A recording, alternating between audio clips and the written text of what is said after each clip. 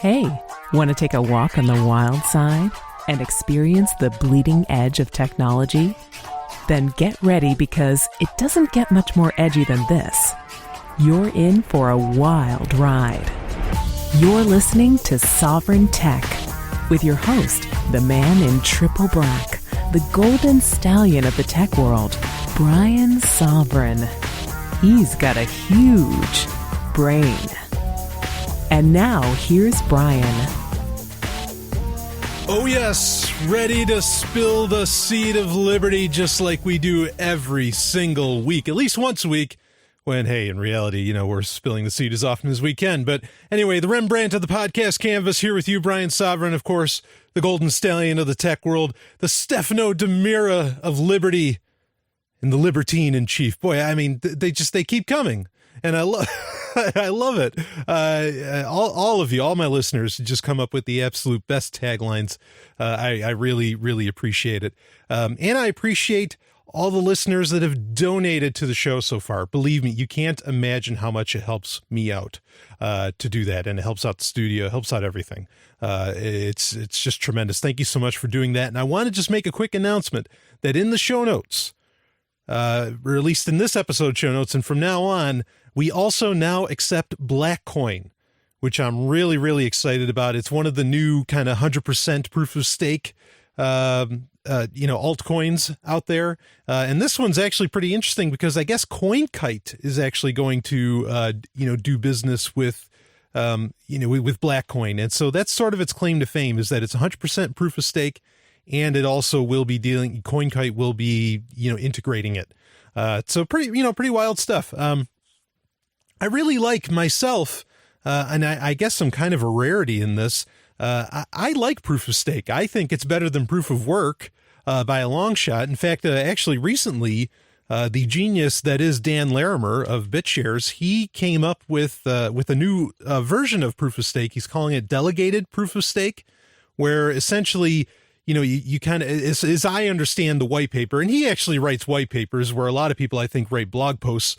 He actually writes a genuine white paper. He kind of talks about how with delegated, meaning that there's delegates and that you can quickly confirm transactions by just going back to the closest delegate. I think that's about how that works, if I understand it correctly, and really excited about that. Again, I'm a huge fan of proof of stake. I think it's far superior to proof of work in a lot of ways. And if you want to know more of my thoughts on that, of course, you can email me. Even Ethereum, when I was at the Toronto Bitcoin Expo, phenomenal event, Vitalik, of course, of Ethereum, he said that he may use proof of stake for Ethereum. So, that's how much that's picking up steam in its usage. And of course, NXT uses it, which I think is fabulous. But anyway, let's get into our rapid fire stories. We've got quite a few here to get to. And then we've got, a subject that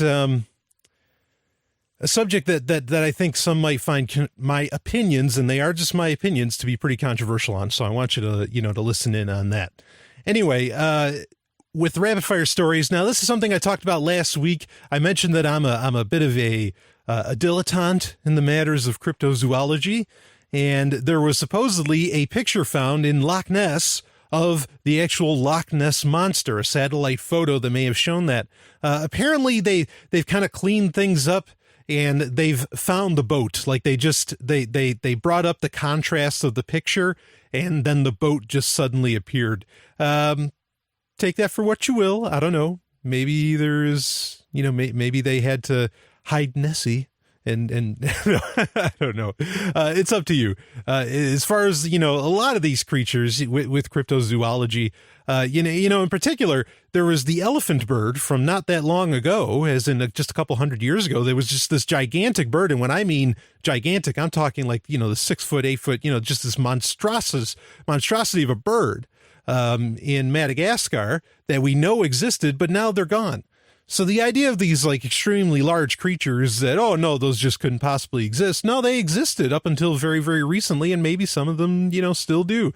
There's so much like evidence around the Yeti, historically that I think that it's very plausible that the Yeti actually exists. So anyway, please continue to listen to the show, even if you think what I just said was absolutely nuts. But, I like to think I actually do my homework when I believe these things, and that I don't just watch a documentary on the History Channel and then say, oh, yeah, did you know this? No, I like I said, I do my homework. Anyway, so Nessie may have been, quote unquote, proven to not exist according to those satellite photos from a couple weeks ago. Another big news, Vic Guntura, he's essentially leaving Google. Maybe he got shown the door. Who knows exactly how that worked out, because up until a couple weeks ago, he was denying that it was even true. But a lot of people are worried that Google Plus might be shutting down. Or at least it's going to have some pretty drastic changes. I think a lot of people are hoping for drastic changes. I might talk about this more next week as more, information comes out. But I like Google Plus. I sure as hell like it better than I like Facebook. But what I don't like about Google Plus is really the near requirement for you to have it. Because like to comment on Blogger, I think to some degree you have to have Google Plus. To comment in YouTube, you have to have Google Plus. And the big one for me is that Android recently, they're stepping up their mobile gaming business, and to have cloud saved games essentially and cloud saved settings in your Android games, you had to use Google Play Games, the app, and that requires a Google Plus sign in. And that annoys the hell out of me. Otherwise, quite frankly, I might just delete Google Plus.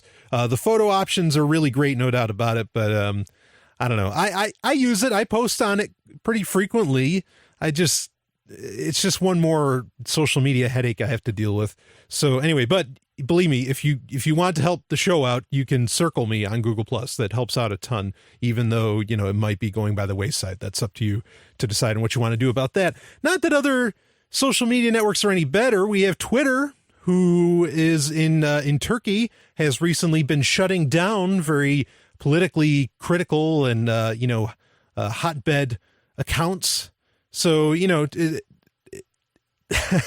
heard of Google shutting down accounts for the use of fake names and things like that, and that's sure, that's bullshit. But as far as I know, the Google Plus, no one's ever been shut down for anything that they've said. And I've posted some pretty racy pictures and some pretty racy comments on Google Plus, and I've never gotten shut down, as to where I've gotten reported a few times on Facebook for some of the things that I share.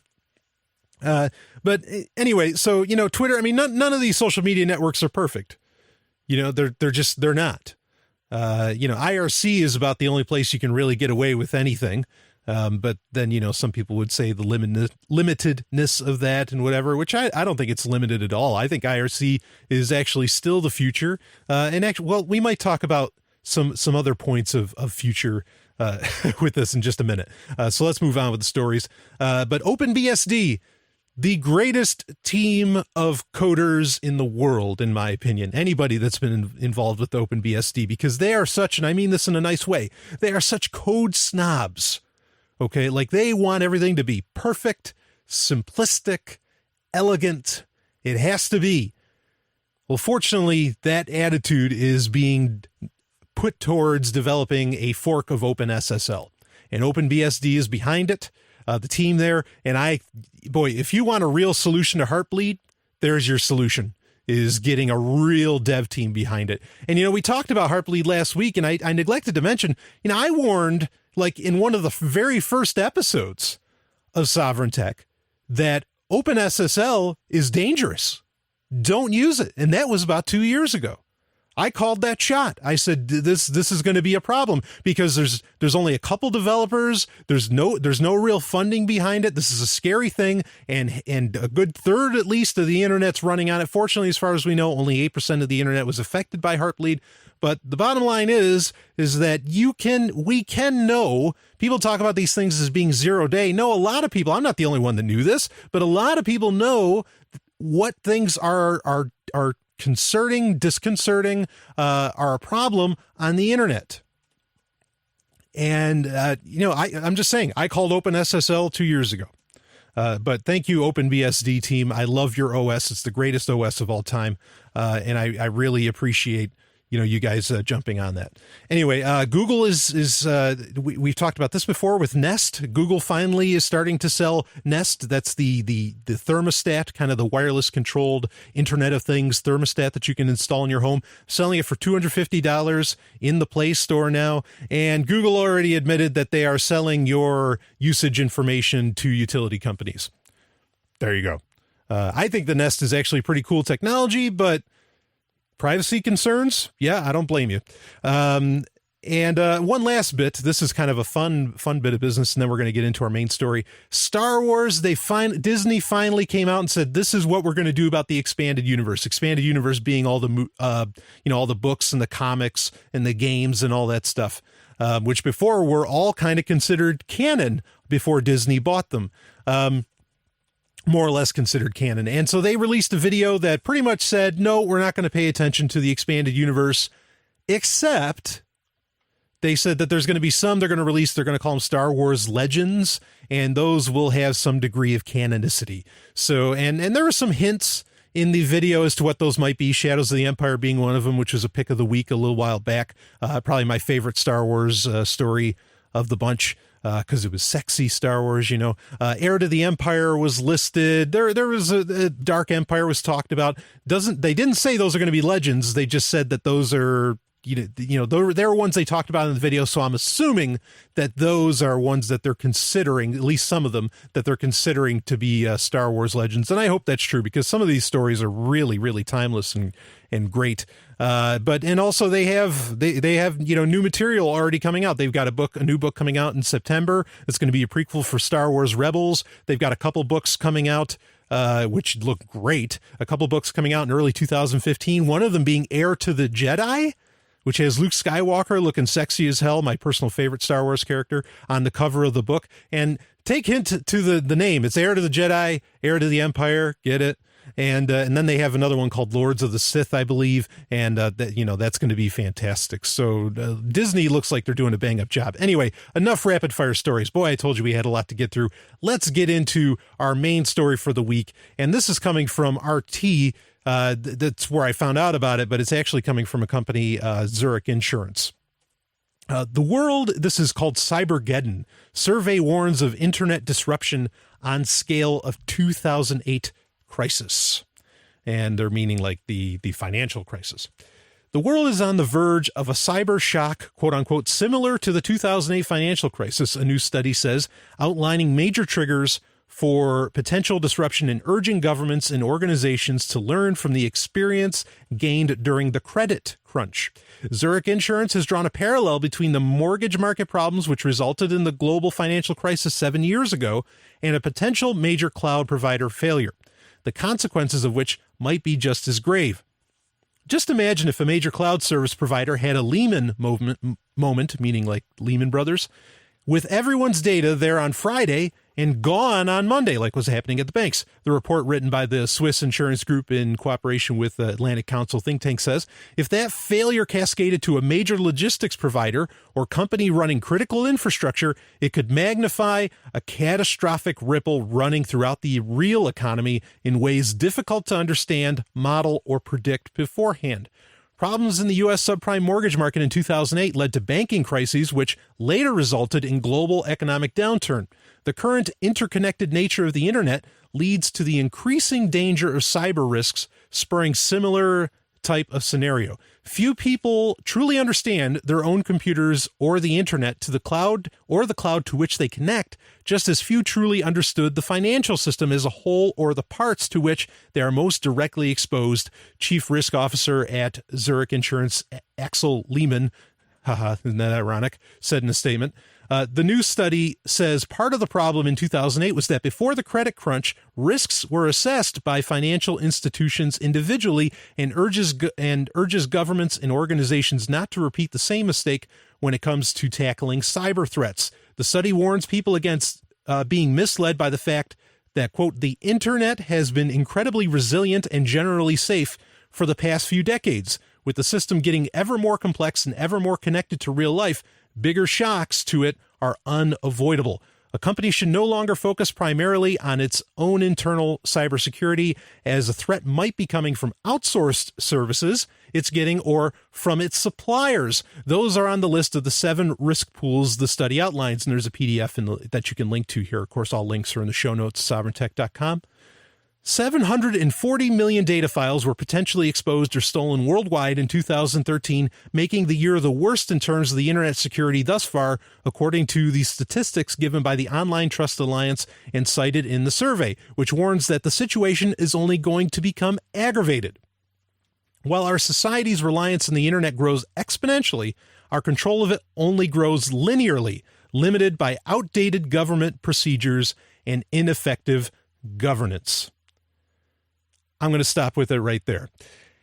And this is actually, I'm sure, the solutions that Zurich Insurance are looking for to solve this possible problem. And I'm not trying to fearmonger here. Okay. This is, for me, this is confirming a lot of thoughts that I've already had and I've kind of hinted at throughout Sovryn Tech. But this is, the last quote is great. Our society's reliance on the internet grows exponentially, and our control of it only grows linearly, limited by outdated government procedures and ineffective governance. Absolutely, government is the problem, not the solution. I don't think they're catching that, but their statement says it in itself, whether they realize it or not. Government is the problem, not the solution. Okay, government is what's keeping things from being more secure. Government is what's keeping things perhaps so centralized. I wonder. This is a concern. I mean, you have not. Okay, say Dropbox goes down, may not affect you a whole hell of a lot, right? But what if your bank, or what if some company you were working with was outsourcing their cloud to Dropbox, which is very popular, or same with Box, the company Box. They do the same thing. They're working heavily with enterprise systems, and that goes down. Then there's this just nasty chain reaction where, suddenly a whole ton of services go down. And even though you didn't think you were using it directly, the interconnectedness of the internet within its very nature just affected you, and your business may completely fall apart. This is a pretty serious, concern, and the interconnectedness of everything and the reliance upon the internet may be a concern as well. I mean, people aren't thinking about this in this way, and I'm very concerned. And the article rightly brought it up, where you get a lot of people, and I've heard some very trusted names in the cryptocurrency space, in the security space, who said, look, the internet's so resilient, it's just going to keep on going. You can't take it down. People talk that same way about Bitcoin, right? No. Never, ever fall for that line of thinking. It's a veritable miracle that the internet got as big as it did. And it may be an even greater miracle that it can survive in its present form. And in fact, we talk about all the security issues, and we're going to talk some more during Hacker Stories. We're going to talk about some crazy stuff going on with net neutrality and all that. We talk about all these things. We talk about how, Facebook's taking all your data. We talk about, how the NSA is watching everything. Part of what allows for that is the centralized nature of all these systems. It is that interconnectedness. Now, you can say that interconnectedness is essentially what has set the world so free recently, is because of the free stream of information. And there may be some legitimacy to that idea. But, I got to wonder, I felt very, very connected. I mean, this is like, okay, let's take voting. Let's pretend you're a minarchist, okay? And you think that political action works, all right? I would say that it doesn't. But let's say you thought that, okay? What's the first thing you say to people generally? You say, yeah, no, voting federally, trying to get like a president just doesn't work. You got to vote local. You got to vote like in New Hampshire. Okay, politics doesn't work anywhere else, but apparently it works in New Hampshire. Whatever, okay? Let's say that were true. then the internet actually slaps that entire notion in the face and says that that's a lie, and says that, no, you can actually change, the federal government. I swear, no, you know what? I would agree that this localization of action, if the importance of the internet, and that's what, at the end of the day, what a lot of people say, the importance of the internet is in its, its creation and allowance for activism and education, it doing on such a mass scale would be a problem. And that maybe we need to relocalize the internet. Now, I know this is controversial, and I could be wrong. I may change my mind.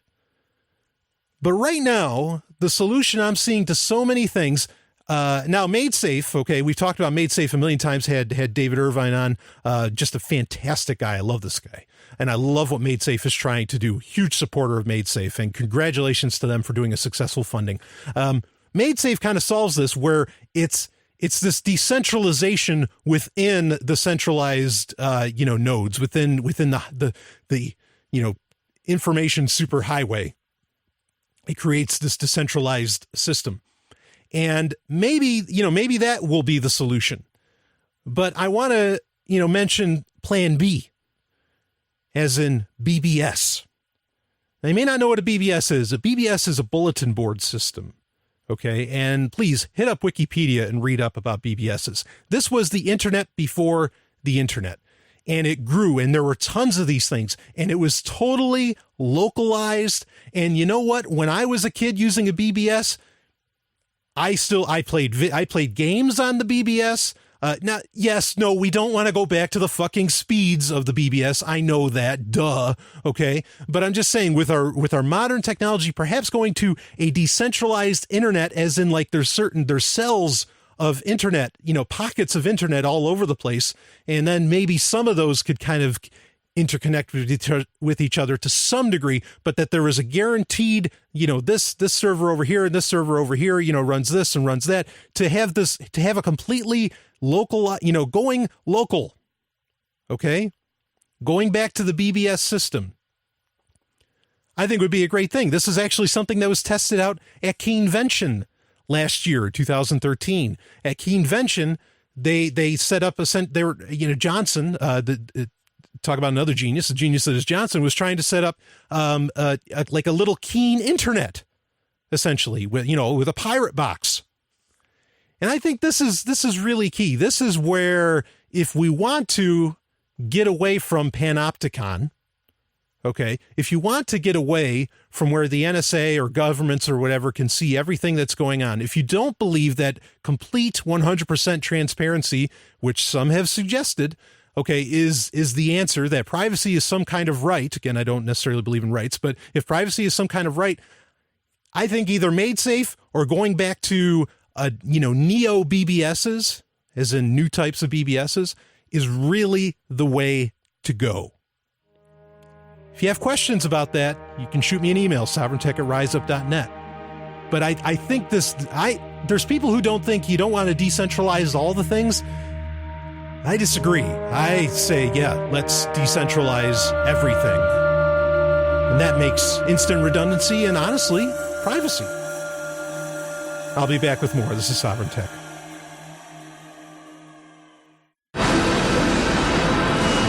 Hey, look! Got an energy spike. Pull back! Launch. Now! Bombing the Narn back to the Stone Age wasn't enough for you? Then we heard it. The sound of something terrible being born. This is madness. Station 3 to Commander Ivanova. Centauri have launched a full-scale assault. Time is coming on! It's our turn now! 2 million tons of spinning metal, all alone in the night. A world where empires rise and fall, where dreams are born and die, where war and hatred are challenged by love and faith. In the third age of mankind, an age plagued by an evil empire that seeks to destroy humanity. It is our last, best hope for peace, for victory, for freedom. It is Babylon 5. Babylon 5 is available for download on your favorite torrent site. See it now to experience the greatest show in television history. Babylon 5. Tech Roulette. Want to play? It is time for Tech Roulette, and oh yes, I always want to play.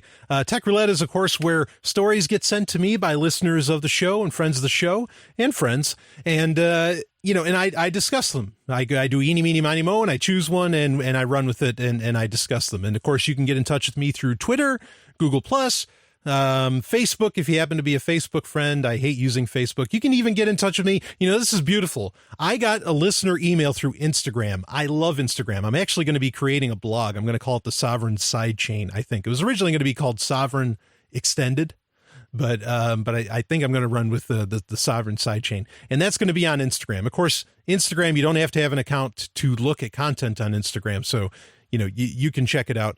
But anyway, I want to touch a little bit more on the previous topic that we discussed about, going back to BBSs and all that. Again, please, I'm very interested in hearing your thoughts on that. You can get in touch with me, but I think that this is something that's going to happen anyway, that you're essentially going to have with the internet, if people are genuinely concerned and wanting to. I mean, maybe we can come up with these anonymizing technologies that, and like just building an anonymity into the software now. This is very possible. This is kind of happening, that, we can keep the interconnectedness and just have everything be completely anonymous. That may be how this goes, but I'm starting to feel that I think a lot of the attitude that some of the really crazy people, not the crazy people, but the people that think well outside of the box are thinking, no, maybe we had it right in the 90s,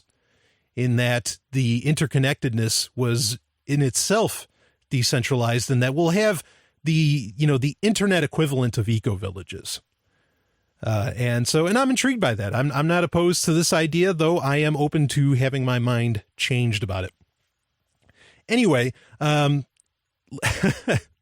let's, because I'm just sure somebody's going to email and say, well, you wouldn't be able to get your show out to a bunch of people if there wasn't an internet that's interconnected everybody. No, I disagree with that, radio existed beforehand, and frankly, there'd be ways to get it out. So, and I wouldn't mind running a pirate radio station. I used to, real quick, before we get into this story, which is a pretty interesting, maybe I'm going to get a little conspiratorial on you, but real quick, I used to, out of the back of, I had a Ford Expedition that I came to New Hampshire in, and I had an FM transmitter, pretty powerful one, that I had in the back of it. And I would actually go to the McDonald's in Keene, okay, because there wasn't really a Liberty radio station going. And every Friday night, when my personal favorite podcast was on, Pork Therapy by the lovely and hyper-intelligent Dr. Stephanie Murphy, I used to air it right in the middle of Keene, out of the back of my truck, and of course connected to the internet from McDonald's. That's why I was there. So, you can get the message out there. You don't have to have the internet for your content to spread, okay? Or you don't have to have the hyper interconnected internet, is my point. Anyway, this story is pretty interesting. Let's get right into the Tech Roulette here. And this actually comes from Daryl Perry of FPP.cc, just a tremendous activist. And you're going to wonder, what the hell is this all about? But you got to bear with me here, and I'm going to discuss something pretty interesting. And it's about silent motorcycles. Okay? Yeah, like motorcycles. Now, I mean, I've talked about cars before on Sovryn Tech, and so maybe this isn't too out of place in that regard. And I like motorcycles. I really do. Actually, I used to love. I had a Honda CB360T that was just a joy. But anyway, this is a hell of an article, and it's from Wired, and it's silent hybrid motorcycles the Pentagon will use for stealth raids. Special Forces teams are all about silently penetrating remote areas and executing complex, lightning-fast raids. Now, DARPA is developing a new vehicle to soundlessly race commandos to their missions, stealthy, hybrid-powered motorcycles. The idea is to develop a hybrid power system that relies on both electric and gas power, allowing special ops to go off-road and zip past enemy forces with the silence of an electric engine while also being able to handle extended missions and higher speeds with a supplemental gas tank. And, I don't really have to read much more of the article. Of course, the article's in the show notes, sovereigntech.com, and you can check that out. I was in the military. I cannot begin to tell you how useful something like this would be. This is not government largesse being like, oh, cool, let's have silent motorcycles. No, this is actually a genuinely great for what it is. It's not, militaries aren't great. Armies aren't great. Wars aren't great. But this is a great idea for an army, is to have something, that can do exactly what this, have an enduro, essentially, a dirt bike of sorts that can go, street and dirt. That's an enduro. And have one of these things. And I guess, they're cheap too, right? Motorcycles are inexpensive to produce, and so you'd have that even with the hybrid engine, and just have this ability to get in and get out, have it be a super quiet motorcycle and go. In fact, if you've ever, we talk games on this show, and if you ever played Command and Conquer Generals, you'll know that when you played the, essentially the terrorists in the game, they had one of their initial, infantry units that you could get in the game were motorcycle riders. And anybody that's played that and did some actual strategy, I've done this, if you got like 40 of those things, 30 or 40 of those motorcycles, you could zip around and pretty much take out anything at any base in a heartbeat. Okay. So even in wargaming, this is a good idea. And I can tell you in real life, it'd be a good idea. Now, what's interesting about this? That's cool that they're, electric motorcycles and, hybrid motorcycles. Sure. That's cool. It's not cool that it's for the military. That's cool. But what's the point here? Well, I want to tell you the point. I'm going to switch gears on you, and I'm going to tell you about a movie that I enjoy this film. Okay, I enjoy this film greatly. I've enjoyed it since I was a child. It is a movie that came out in 1982. So, and I was born in 1981, so I caught it on video. I remember going to the grocery store, Great American, and renting this film. And I want to tell you about this movie because this movie is creepily predictive. Now, we've talked about in some early episodes of Sovereign Tech, we talked about predictive programming, where essentially the idea is that, the governments or whatever will make movies that show off technologies that they're actually developing and plans that they actually have in mind, and they will put it in the movies. That way, you as the populace, as the masses, when these things are introduced into reality, not in the movie, but into reality, you accept them as, oh yeah, it's just like in that movie, and you consider it normal as to where maybe it should disturb you. And I said that, no, I don't really think that happens. But here's maybe the one film where I go, maybe they did. And the movie is MegaForce, all one word. And maybe there's a collective laugh if any of my listeners know what this movie is. It's a movie it had a pretty great cast. Had Edward Mulhare from Knight Rider fame, had Barry Bostwick, Persis Khambatta, the only other movie I really know her from other than Star Trek the Motion Picture, my favorite Star Trek movie. Had Henry Silva from Buck Rogers, who played Kane. Love that guy. And he's hilarious in this movie. And it's a tongue-in-cheek film all about this super secret organization, that works for a group called Scuff. It's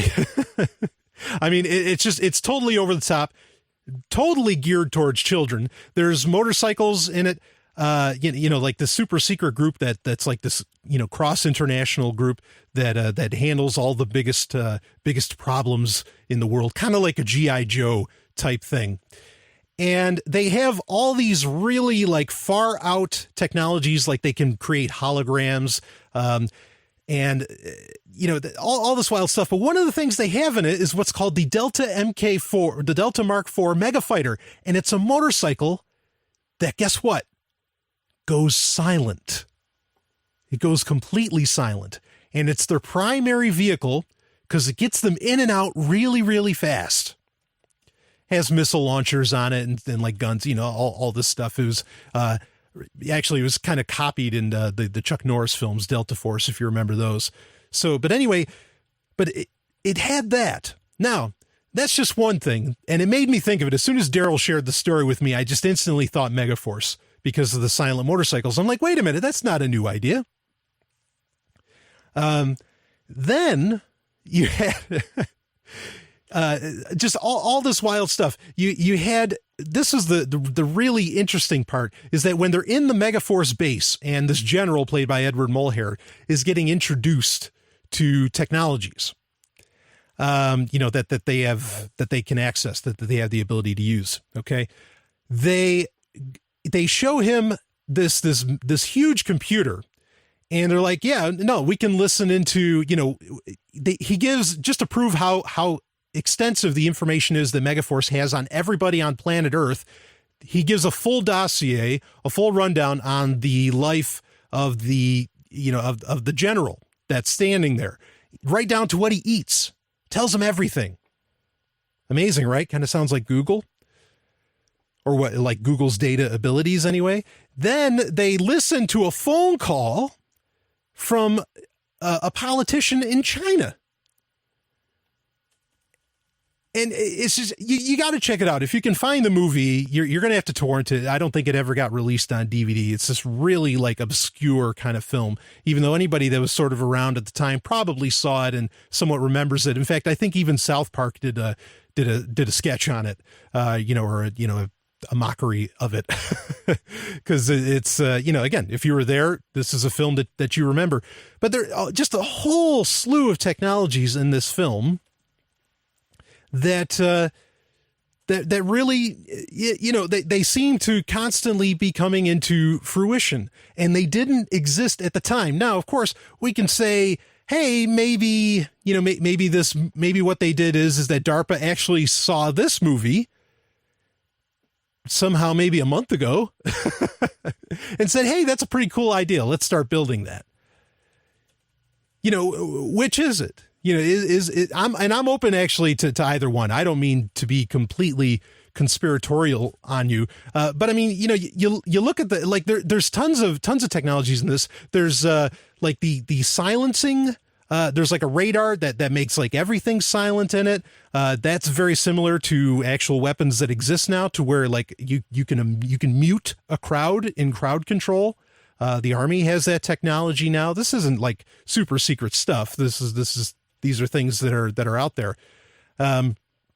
Now, fortunately, in MegaForce also, the Delta Mark IV Megafighter can actually fly. That's like the big experimental thing. So I don't see that happening. We're not going to have flying motorcycles. Of course, thanks to the government, maybe we'd have them if there wasn't a government. But yeah, I mean, that's not happening. So, but a lot of these things, even like the camouflage, there's a camouflage on these vehicles that actually is like, it's as black as you can get, and you can't see the thing at night. And that's interesting because recently they just developed the blackest material ever out of some kind of, some degree of carbon nanotubes. So I want you to check out this film because it's amazing. And I'm sure I'm just, cause I didn't go back and rewatch it, before I did the segment, but I wanted to talk about it. But if you can find this film, check it out, because I think you'll be pretty shocked at just how much in it now 30 some odd years later finally actually exists. And where did it come from? Did the military, were they involved in the movie, or, did they just copy it? Yeah, I mean, these things, some people say, like, because I worry, because some people, a lot of your, your more deadened, mentally dull Americans in particular will say, it's like, oh, I can't believe this. Back in my day, no one would have ever even thought of doing this. No, they did think of it, is this the case where science fiction became science fact? Yeah, maybe, because I've said in the past that, science fiction is actually a terrible predictor. And I agree with that statement, that science fiction actually kind of is a terrible predictor of the future. And so that's why I do wonder, if predictive programming exists, maybe is Is this a case of that? I don't know. So, but also, quite a few episodes back, I did a 2-parter where I broke right into, it was the main story and it was tech roulette because there's so much to cover.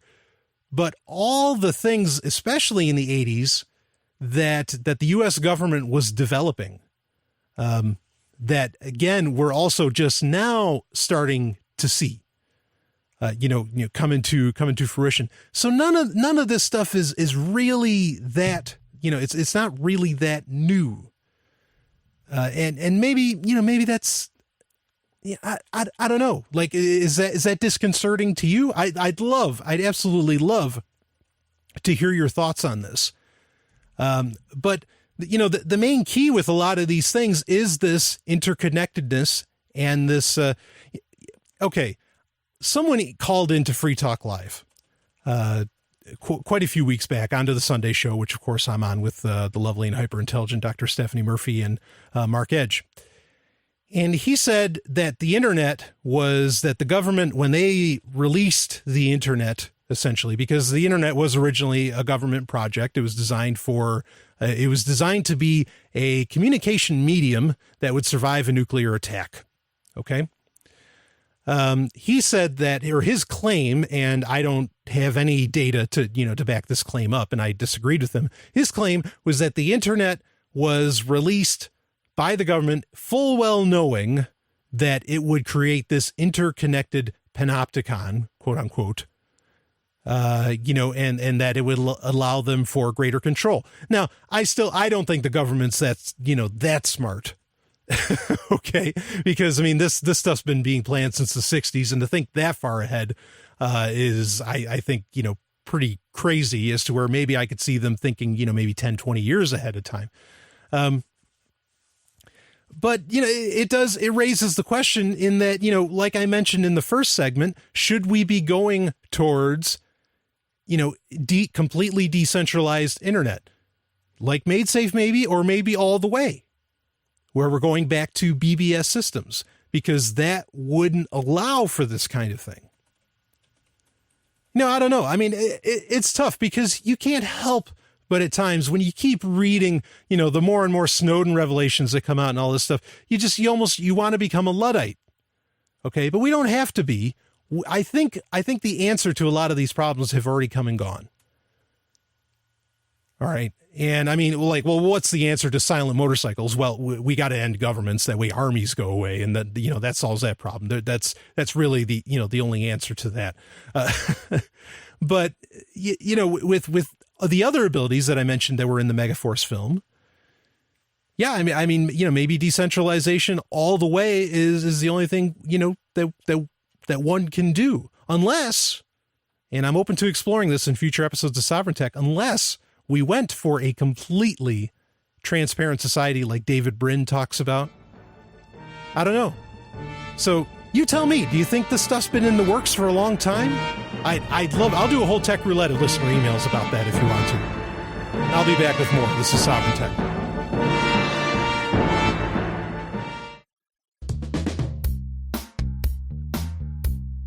Time now for 90 Seconds on Sex with Dr. Paul. The walk of shame is different for men than women. For most guys, it means going back to your friends at the bar after being rejected by a woman. However, because women tend to dress up when going out at night, the walk of shame often means leaving early in the a.m. wearing heels, a short dress or sparkly top with messed up hair and smeared makeup. The woman is a walking advertisement for the casual sex she was having the night before. One would hope a woman would smile and high-five her way home the next morning, just like guys do. But sexism persists. As for preparations for the morning after, any male or female who has to go to work needs to be concerned about what his or her employer will see and smell. One male who likes to party, but also values his job, says that he sets the alarm on his cell phone before he heads out the night before. That way, he's sure he'll have time in the morning to go home or go to the gym to shower and shave. Or you can stop by a Walmart and buy deodorant, a razor, a new shirt, and wipes to clean up with. Now, women can keep a change of clothes in their car or carry a purse that's big enough to keep what's needed to look okay the next day. And if you're in a jam, you might send an SOS text to a friend or a roommate. For more, visit 90secondsonsex.com. Software of the Week.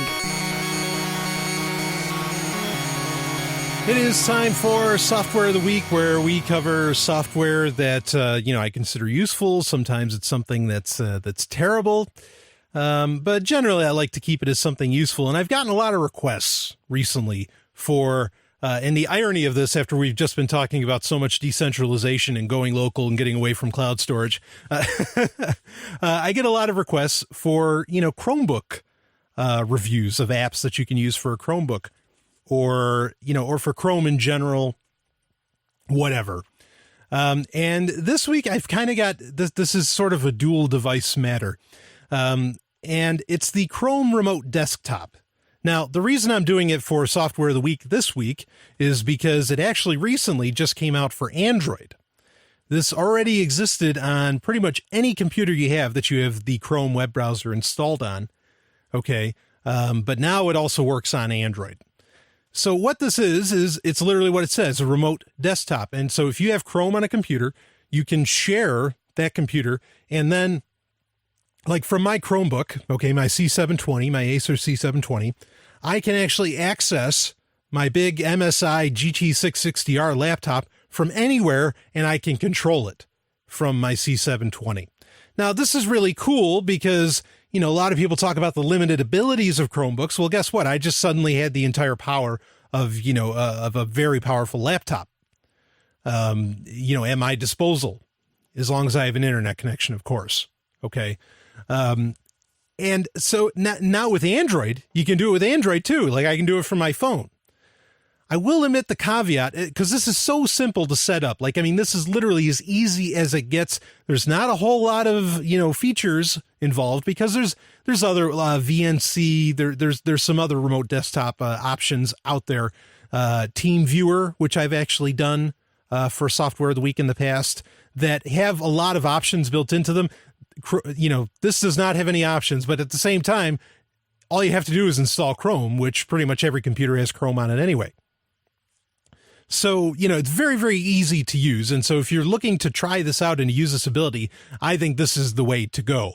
And so, now it exists for Android, so I can control this stuff from my phone. The only caveat that I was going to mention is that at the moment, while from my Chromebook, I can access my laptop, I can't from my Android phone, which can also access my big MSI laptop, I can't access my Chromebook from my phone, because this ability does not yet, the ability to remote desktop to, not from, but to where I can control the Chromebook remotely does not yet exist on Chromebook. Kind of a weird thing, I got to admit, that Chromebook, if it's Chrome, if this is just Chrome on steroids, the fact that it doesn't have such a popular feature of Chrome I agree, it's a genuine oddity. It doesn't make a whole lot of sense, but when that changes, I'll make sure it's announced in Rapid Fire Stories, because I will be happy to be able to access my Chromebook, from my phone or, even from my laptop.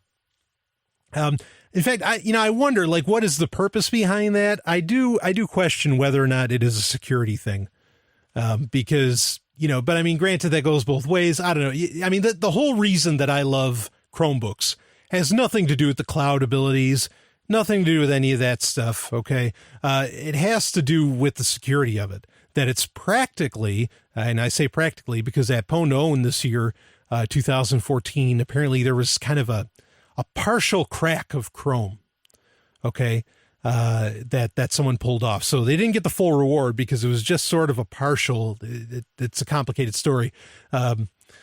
But the beauty is that up until then, and obviously I'm certain, very quickly after, Chromebooks are, invulnerable. You just can't get into them. Some people talk about the password system being a problem. I don't know of that really being an issue, at least certainly not when you go to a Black Hat DEF CON conference or to Chaos or something.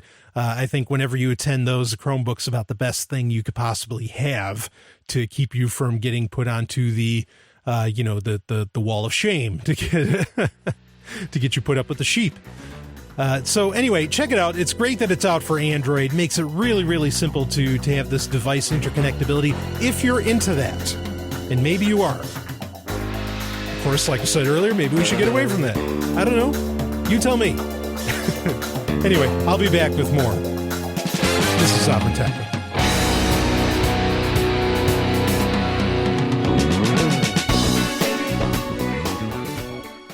From Big Finish Productions, Blake 7, The Classic Audio Adventures. I'm taking Liberator in on manual. We'll be in teleport range in 2 minutes. What the hell was that? Information. Liberator has been attacked. You don't say. Put up the force wall. Confirm. Message to all ground commanders. Initiate the final phase. Let's crush these rebels once and for all. My name is Avon. kaDIbC. kaDIbC. Our hostage arrives, but you may be unnecessary. As a hostage, it's nice to be superfluous. You can go to Blake7.com to find more of the new adventures of one of science fiction's greatest masterpieces, Blake 7, at Blake7.com.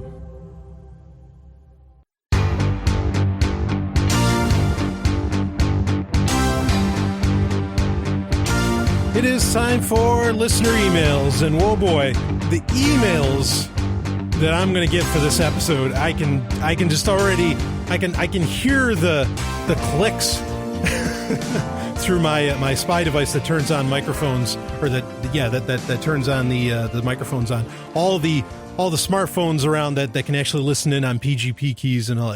No, that was fixed. And I don't have that ability.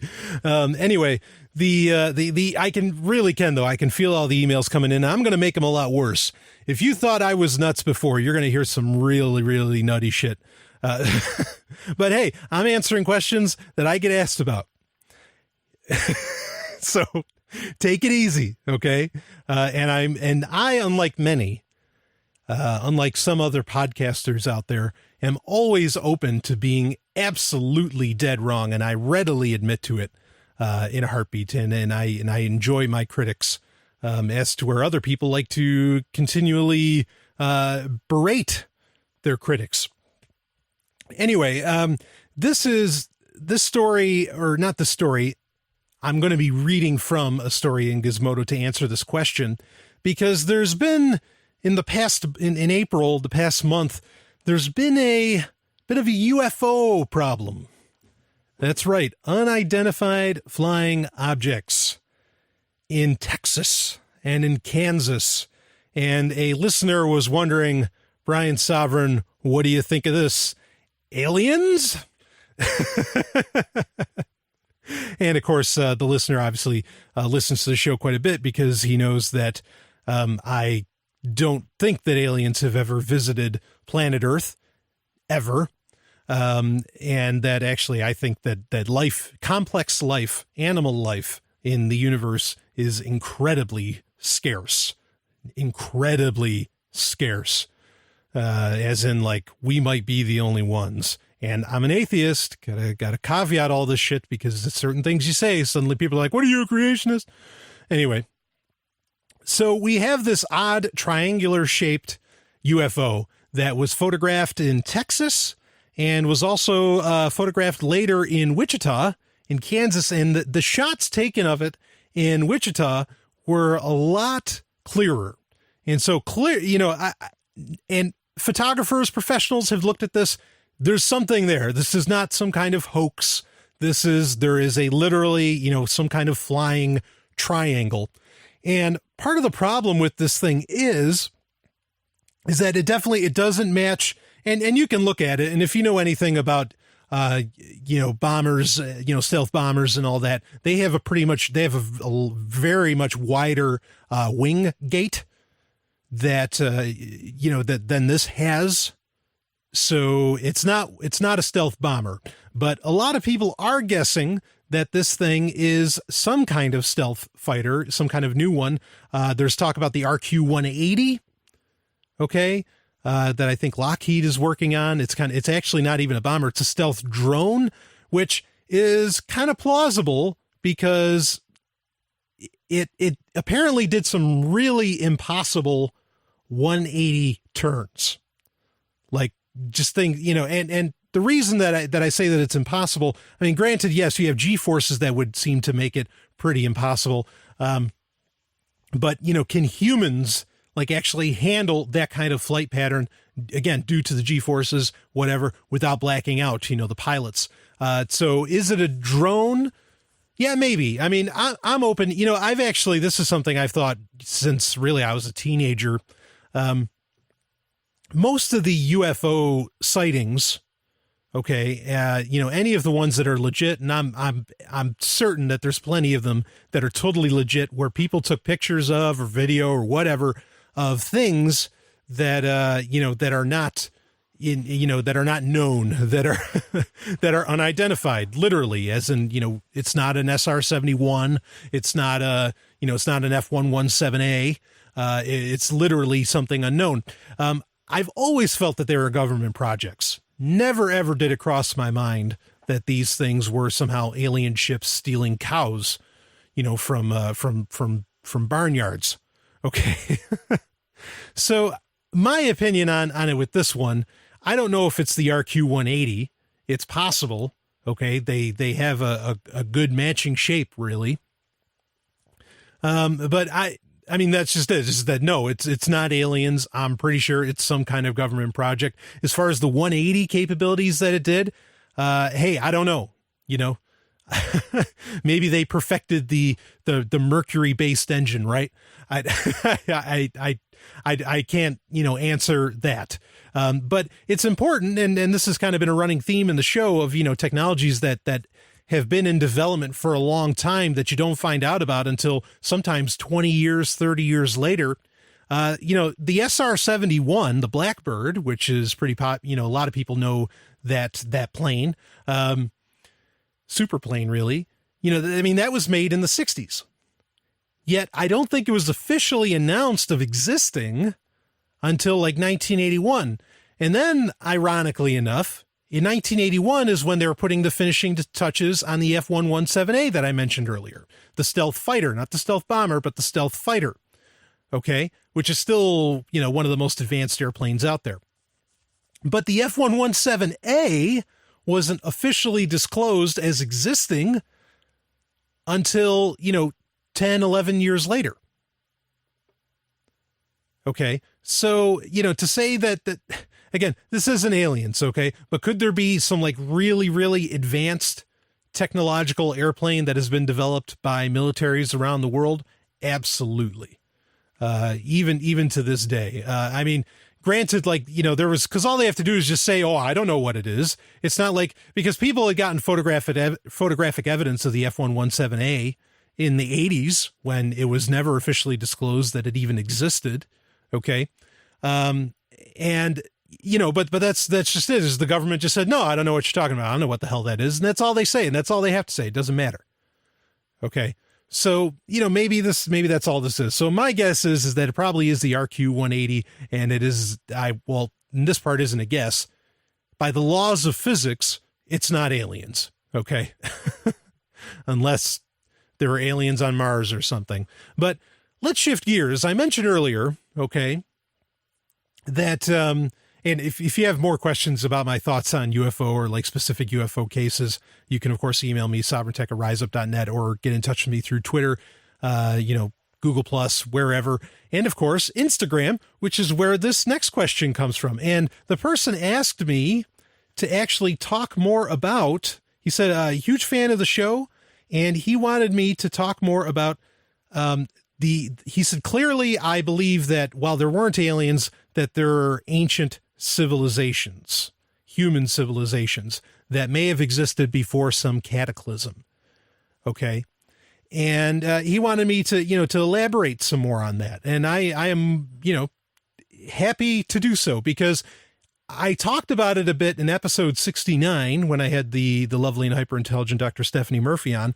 I talked about it during that, and amazingly, my listen numbers, my download numbers have actually only gone up.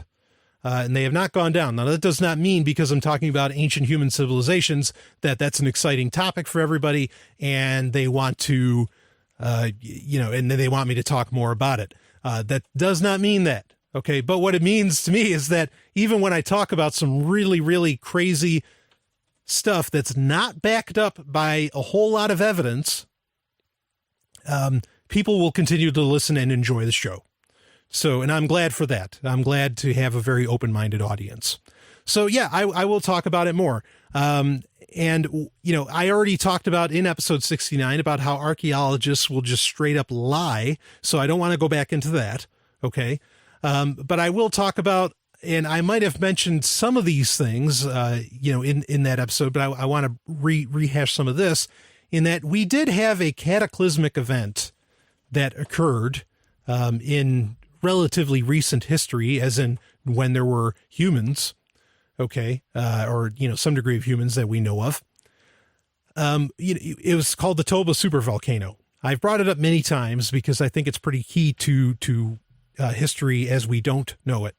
And this is a volcano that wrecked and ransacked a pretty good hunk of the earth about 70,000 years ago.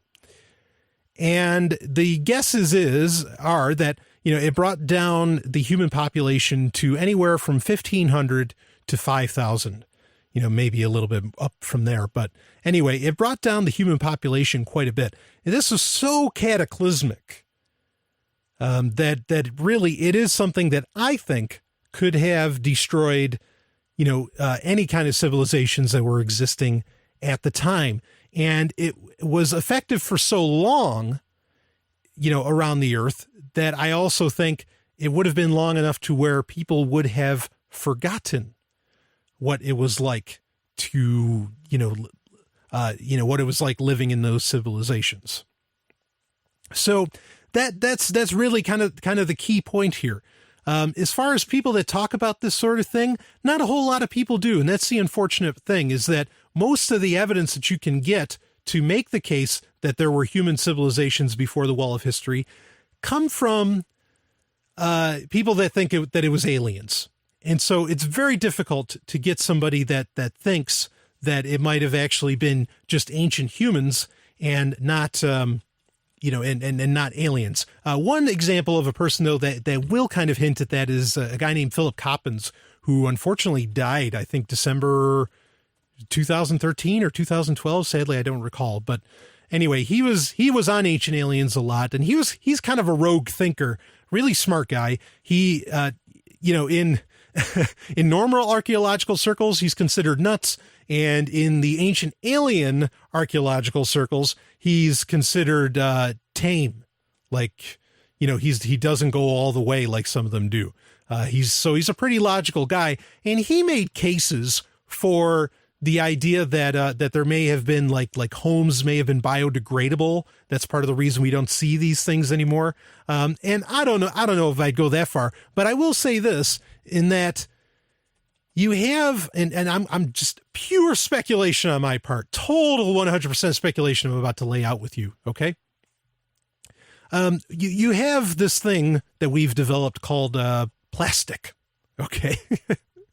And plastic itself, it's sturdy for what it is, but over time it's not so sturdy, right? Like you're not going to find, hunks of plastic thousands of years later. Okay. And so plastic, picture our world where everything's going cloud-based right now. Okay. And what if all of our knowledge was put into a central server? And believe me, Google would love this, and they'd love to be that central server, right? Say all of human knowledge is put into a central server, and everything you accessed, all of, like there wouldn't be libraries, there wouldn't be all this stuff, all the data that you accessed, a lot of the tools that you used, data tools and all this stuff was all being done on a smartphone. If you had a super volcano go off and destroy that central server, okay, and all you had were a bunch of plastic devices and all this stuff, even, I mean, a lot of people are making these, shovels now that are make whatever kind of tools they make out of plastics that are often tougher than some metals. And, tougher now, not to say that over time they wouldn't be, so durable. That essentially, a lot of the stuff would to some degree, maybe not biodegrade, but would degrade.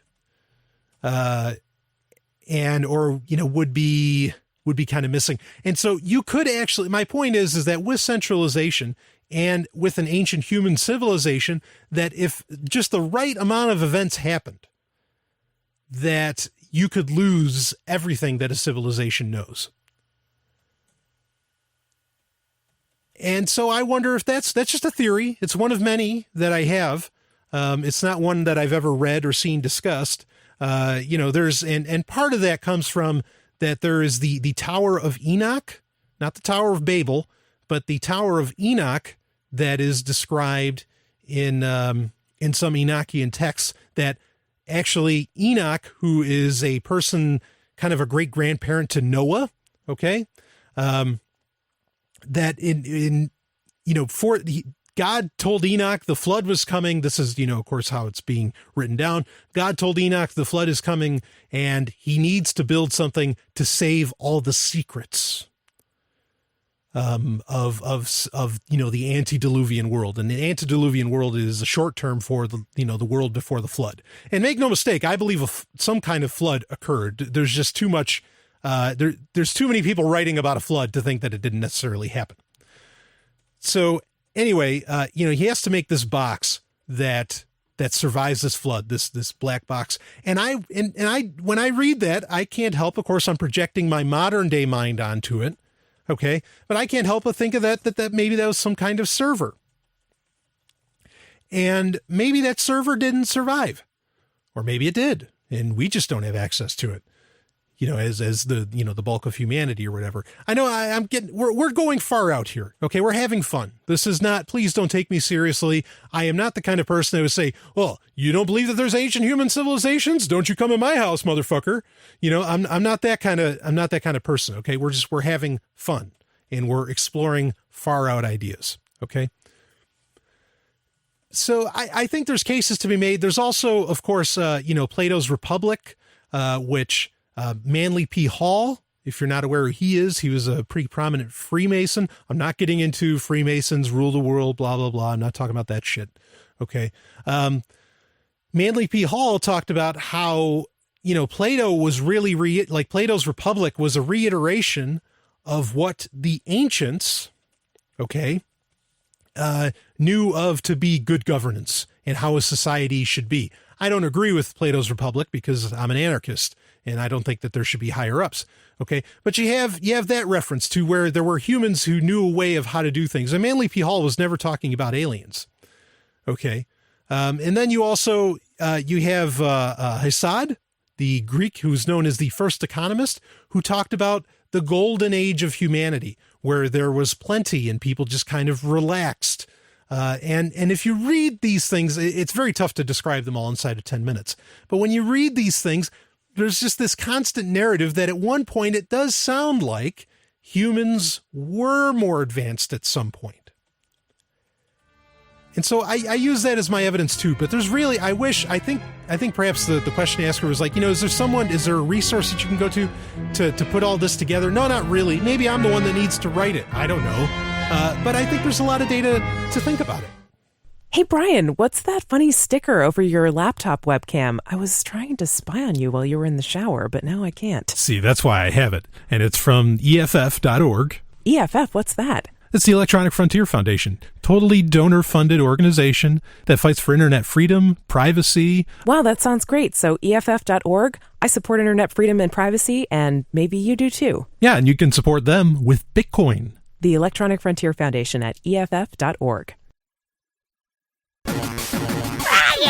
Stop playing those video games! Just a minute, Mom. Game Talk. It is time for Game Talk, where we talk video games. And like I said last week, Game Talk is a segment of the show that will be going by the wayside. I'm admittedly, I'm up to debate on whether or not I'm just going to add extra time to each segment, or maybe to the first segment so I can do more rapid fire stories and then I can do a main story better. Or if I'm just going to shorten the show, because I have had a few people say that they felt like maybe the show was a little too long. So that is coming by episode 75. There will be no more game talk. And also I am actually going to be redoing intros, whole bunch of the show is going to sound same relative content, but the show is going to sound a whole lot different. So, new ads and all that stuff. Anyway, let's get into game talk. And before I get into the main story I wanted to talk about with game talk, this is amazing. I just found out about this. This is literally as I'm recording it that this is getting reported. And it's E.T., speaking of aliens, E.T. found in New Mexico landfill. What the hell? And this is absolutely true, but it's not what you think, because we're in game talk. Okay. And what it is, there's this very old story. Okay. Kind of an urban legend that the worst game of all time, which value subjective, sure, but pretty much everybody agrees that the game E.T. the Extraterrestrial for the Atari 2600 is the worst of all time. It's a game that it makes no sense. The controls are just crazy. But they made so many because E.T. was such a big freaking deal. I mean, for a while, E.T. before Titanic came out in the late 90s, E.T. was the biggest movie of all time, beat out Star Wars. Fortunately, Star Wars eventually at one point reclaimed the throne. Now I don't think anybody even cares about top grossing films of all time. But anyway, of course, everybody likes to say, well, considering inflation, Gone with the Wind is still the biggest of all time. All right, whatever. I don't care. Anyway, the game E.T. the Extraterrestrial for the Atari 2600, there was kind of an urban legend that in New Mexico or somewhere there, they literally took, thousands and thousands of copies or millions of them, actually, millions of E.T. cartridges were dumped into a landfill. Because you had the video game crash of 1984, and this game was just so bad nobody was buying it. And son of a bitch, it's true.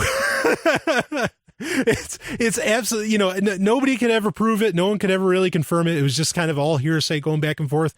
But just recently, it's in Alamogordo, New Mexico, they found. They found them all. They found millions of copies of the worst game of all time.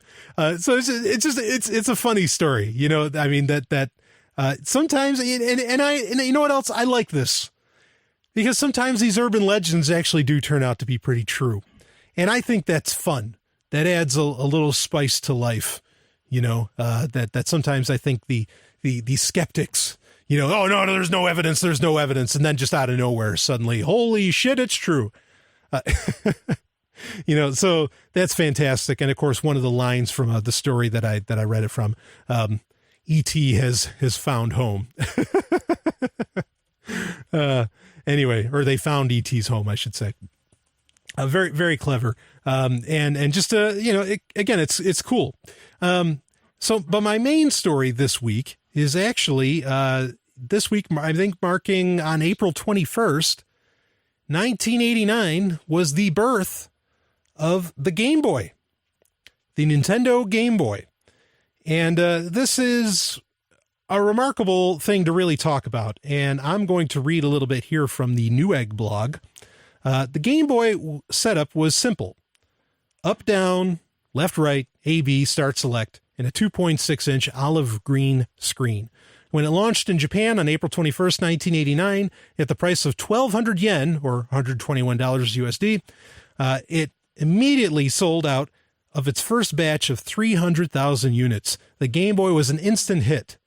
By the time the Game Boy launched in America 3 months later, Nintendo had secured the rights to a falling object game. Nintendo bundled the addictive Tetris and went on to sell over 30 million units of the bundle pack. Just like Japan, the Game Boy was an overnight sensation in the United States and would eventually go on to dominate the handheld video gaming market. As the years passed, other handheld gaming consoles entered the industry, but none could compare with the Game Boy's popularity, despite not being as technologically advanced as the Sega Game Gear, Atari Lynx, or Turbo Express. Boy, those are all beautiful. Nintendo was able to sell 119 million Game Boy units around the world. If you were a gamer in the 90s, you probably owned a Game Boy. I certainly have owned many of them. I also own those other systems too. But anyway, the Game Boy was created by Gunpei Yokai, a longtime Nintendo employee who is credited with inventing the D-pad, that's that cross, up, down, left, right, on nearly all video game controllers. He based the Game Boy's design on the Game & Watch series, which was the first Nintendo product to have any success. His ability to create a simple design that mimicked the gameplay of a traditional console is one of the greatest feats in gaming history. The specs on the Game Boy were not impressive. It had only 8 kilobytes of RAM. And the 8 kilobytes, not even megabytes, forget gigabytes and terabytes, not even megabytes, 8 kilobytes. And the LCD display had a 160 by 144 resolution. You know, what does the average phone have now? 1920 by 1080p by 1080, right? What made it so successful was the game selection. With over 716 game titles to choose from, no other handheld console even came close. Different variations of the Game Boy would be released in subsequent years, but none could match the charm of the original design. The Game Boy Pocket, Game Boy Light, and Game Boy Color were all worthy successors, but it's the first generation of Game Boys that were revolutionary. GameLink made it possible to tether your Game Boy with up to 3 friends and allowed Pokemon to bring role-playing games to the masses. Boy, do I remember that. It was May 1997, I want to say, or maybe 96. I think it was 97, and Game Boy came out, and oh, hell yeah, we were linking Game Boys all right. And it's amazing. It was still being played on the original Game Boy, you know, no color, and Pokemon Red and Blue came out, and it was huge. I mean, that's amazing. That's almost... It's close enough to being a decade later, right? I mean, it's like, you know, 6-7 years later from its release, almost 10 years later, and it's still, you know, this hot product, that being the Game Boy. Millions of people embraced the cabling technology, and GameLink proved that a portable system could be much more than just a diversion from your console. Games like Double Dragon and WWF Superstars would never be the same again. Because of the Game Boy's success, the handheld video gaming market is able to compete against traditional consoles today. The Game Boy's most recent successor, the Nintendo DS, is the second best-selling console of all time and has sold 154 million units, just 3 million shy of the Sony PlayStation 2. That's amazing. The PlayStation 2 is often, these days, is widely regarded as, you know, some people lay it out as being the greatest system of all time, the most popular system of all time. I think the Wii actually might beat its numbers, but anyway, looking back 25 years later, it's safe to say the Game Boy not only changed the way I played video games, it changed the way I think about them. I vividly remember tethering my Game Boy with 15 people one day after school as we played Faceball 2000 in the recess yard. I was only 10 years old at the time, but I knew what we were doing was groundbreaking. I didn't quite understand why until 10 years later when I was playing Halo and thought to myself, I've been here before. Anyway, the link for that's in the show notes, and there's a really fun Game Boy YouTube, or not, it's on YouTube, but a fun old commercial from 1989 for the Game Boy. And I love talking about this because this was so huge. You know, there's things that really change the way we do business. And I think that the Game Boy and the iPod are two of the, not even so much the computer, but the Game Boy and the iPod, the amalgamation of these two devices is what brought on the modern smartphone era that we live in. Okay. Yes, smartphones, you know, the iPhone kind of came out of nowhere with a lot of its abilities. We've talked about that before. Okay. But in a very real sense, I think it's the Game Boy and the iPod that said, no, people want devices that they can carry with them. And this is very important in America. Okay. Because, you know, in America, you know, the home is the castle, right? And so, you know, you wanted to appeal, you know, what a lot of people thought at the time was that, you know, people, you know, they want to sit down and relax and enjoy. They don't take the stuff with them. And that has just been, you know, totally shown to be the exact opposite. And we have the Game Boy to thank for a lot of that. And I mean, it's amazing. And the Game Boy was so forward thinking, and Nintendo, as always, was so forward thinking in everything they did. I mean, this is multiplayer capabilities in your pocket. That's just now becoming a big deal on smartphones, right? So you had that interconnectability that they came up with that. And then the backwards compatibility. You could play Game Boy games all the way up into the Game Boy Advanced, which came out, like late 90s, early aughts. Okay. You could still, I mean, as newer versions of the Game Boy Advance came out, they eliminated that ability, but you could still play all those games. The Game Boy ended up, I think, is still on the record as having the largest video game library in history. Okay. When you include the Game Boy Advance. And then the Nintendo DS, just obviously took it to its heights. In fact, even the DS, the original version of the DS before the DSi came out, and of course before the 3DS, was backwards compatible to the Game Boy Advance. This is a smart move on Nintendo's part because they're essentially locking in the previous, your previous game collection at all times. Eventually they eliminate the ability to use that, but they want to make sure when they come out with a new system that you don't want to just trash all your games. They still want you to be able to enjoy your games, but use the new product. This is genius. Not a lot of people think that this backwards compatibility thing is important, but it really is, especially in an emerging market, or not an emerging market, but with an emerging product that it first comes out with. And yeah, and the other key thing with the Game Boy that it totally proved, because the Atari Lynx blows away the Game Boy, but it proved you have to have great games. It doesn't have to be graphically impressive. You don't have to have the highest tech. You have to have great games. Let's see if Android pulls that off. Tonight, Knight Rider crashes into your living room. I don't believe this. Well, you'd better believe it. A lone crusader for justice drives this crime crasher. The world's most fantastic car. And together they can do just about anything. After all, we're only human. Don't press your luck. And now, buckle up for action with the fastest show on television, Knight Rider. See Knight Rider online today. And now back to Sovryn Tech. Wow! Oh. It's a website of the week. It is time for Website of the Week, where I cover a website that I consider useful, or, sometimes it's terrible, sometimes it's something funny, sometimes it's something sad, but or sometimes there's a bit of a line blur between app and website, especially today with so many cloud services and things like that. And this week I kind of have a double header, though actually I'm telling you about one that I don't recommend using, and then one that I totally recommend using, and it's a rehash of one I've talked about in the past, but this is a great solution for Chromebooks along with other things. So I'm going to lay these out. Now the one, and this got a ton of press, and I'm actually very disconcerted at how much press that it got. And that is Grams, Grams. And this is a search engine for Tor, for the dark web. Okay. It only works on Tor. That's important to keep in mind. And this is, like calling it Grams is obviously in reference to the fact that, okay, this will be the easy way for you to buy drugs. And I'm not opposed to that. I don't care. People want to, they want to do drugs. I'm an anarchist. I don't believe in, I don't believe in criminalizing things, right? So Grams is this new search engine for Tor. And here's my concern, okay, is that there was already a search engine for Tor. Why is this getting all this press? And the search engine that already existed for Tor was DuckDuckGo, which I recommend to anybody, whether you're using Tor or not. I think DuckDuckGo is the single best search engine on the planet.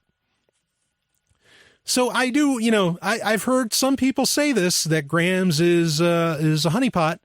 And, of course, they'll say, well, there's anonymizing technologies built in it. Of course, it's Tor itself, so it's anonymizing, blah, blah, blah, blah, blah, blah, blah, blah, blah. But you don't need it. You don't need it. There's DuckDuckGo. So I put the Onion link, which is how you get to websites on Tor, in the show notes for Grams. So it's there. But I also put in the link for DuckDuckGo. And I totally recommend using DuckDuckGo. DuckDuckGo will search Tor on pretty much any device you have, though there is a caveat. But it will, there's a great app for Android for DuckDuckGo, okay, that will connect not with KitKat, but with any other Android device. It will very easily connect to Tor via Orbot, okay, and you can search that, and it has like a built-in web browser and everything. Really, really slick. One of the best apps for Android, hands down, is the DuckDuckGo app. And again, it searches Tor, okay. Now, the solution that I talked about, and the caveat, of course, is that it's very difficult. I've pulled this off in the past, and I haven't been able to do it recently. I ran Orbot, okay, which is the Tor, what enables Tor on an Android device, on my phone, and then I tethered my phone to my Chromebook, okay? And I wanted to see if I could use it to access Tor websites. And I was able to a few months ago. Now I can no longer do that. When I have Tor running and I have the transparent proxy, I can't do that anymore. So, using Tor on a Chromebook is a bit of a problem, just letting you know that. Of course, you could use something like SafePlug, hook that up to your router, and then you shouldn't have any issue using Tor with a Chromebook.